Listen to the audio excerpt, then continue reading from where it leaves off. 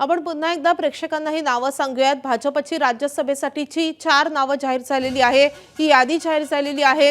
यामध्ये पहिलं नाव आहे विनोद तावडेंचं, त्यानंतर रामदास आठवले, त्यानंतर माया इवनाते ज्या नागपूरच्या महापौर राहिलेल्या आहेत त्यांनाही उमेदवारी मिळालेली आहे आणि माजी आमदार रामराव वडकुते जे बीडमधून येतात त्यांनाही भाजपने उमेदवारी दिली आहे।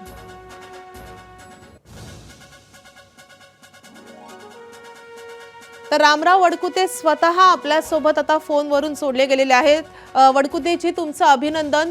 थेट राज्यसभेची उमेदवारी तुम्हाला मिळालेली होती, अपेक्षित होती तुम्हाला ही उमेदवारी? पहिल्यांदा आपण अभिनंदन केलं त्याबद्दल धन्यवाद आपलं आणि आपल्या चॅनलचं। ताई, विषय असा आहे की अपेक्षित मला काही नव्हतं, फक्त मी माननीय देवेंद्रजी, माननीय मोदी साहेब, अमित शहा यांच्या नेतृत्वावर विश्वास ठेवून भाजपमध्ये प्रवेश केला होता आणि त्या भाजप एक तळागाळापर्यंत काम करणारा पक्ष आणि म्हणून त्यामध्ये काम केलं। मला फळाची आशा गीतेप्रमाणे मी फळाची आशा न करता काम करत राहिलो आणि मला त्याचं हे फळ मिळालेलं आहे।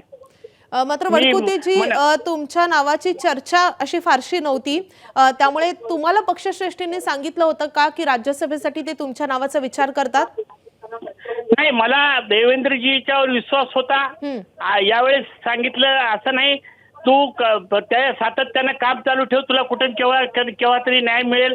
मी म्हटलं साहेब मला काम करायची इच्छा आहे, न्याय केव्हा मिळेल नाही मिळेल तुमच्या नेतृत्वात काम करणे हे महत्वाचं आहे। एक भाग्यवान आहे की देवेंद्र फडणवीस सारख्या नेत्याच्या अंडरमध्ये आम्हाला काम करण्याची संधी मिळाली। एक स्वच्छ नेतृत्व, एकदम हुशार नेतृत्व आणि सर्व लोकांना घेऊन चालणारा नेता आणि आमच्या ओबीसीचा DNA म्हणलेला नेता आहे आणि म्हणून अशा नेत्यासाठी आम्ही अपेक्षा न करता काम करत राहणार। यापूर्वी सुद्धा केलं आणि पुढेही करत राहणार। पण जेव्हा ही निवडणूक जाहीर झाली तेव्हा तुम्ही इच्छा व्यक्त केली होती का की तुम्हाला राज्यसभेवर उमेदवारी हवी आहे? नाही ताई, मी काही इच्छा व्यक्त केली नाही। देवेंद्रजींनी हे स्वतःहून माझ्या कामाची आणि समाजाची पावती म्हणून समाजाला प्रतिनिधित्व या रूपाने माझ्या रूपाने मिळालं, कारण समाज राज्यामध्ये फार मोठ्या प्रमाणात आहे। माझ्या समाजामध्ये काम आहे।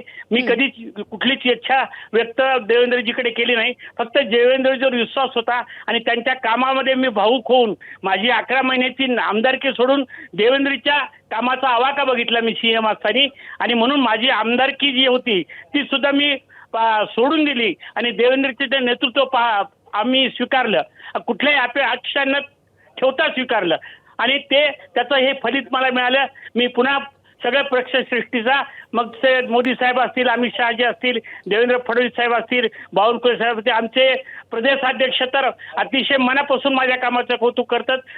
सगळे आमचे चंद्रकांत दादा पाटील असतील, मुनगंटीवार साहेब असतील, सगळे आमच्या राज्याच्या नेतृत्वाबरोबर मी 5 वर्ष काम केलेले आहे विधान परिषद म्हणून। त्यावेळेस सगळ्यांनी मला जवळून बघितले, मी सुद्धा त्यांना जवळून बघितलं आणि मी तळागाळातला आहे। माझ्या घरामध्ये कोणी ग्रामपंचायत सदस्य सुद्धा नाही। मला योगा कामाची पावती म्हणून ज्या पक्षात पूर्वी होतो तिथं सुद्धा 2दा राज्यमंत्रीपद दर्जा भेटला, एकदा विधान परिषद भेटली आणि इथं सुद्धा भाजपने माझी कदर केली आणि मला राज्यसभेवर वरिष्ठ हाऊसमध्ये घेतलं।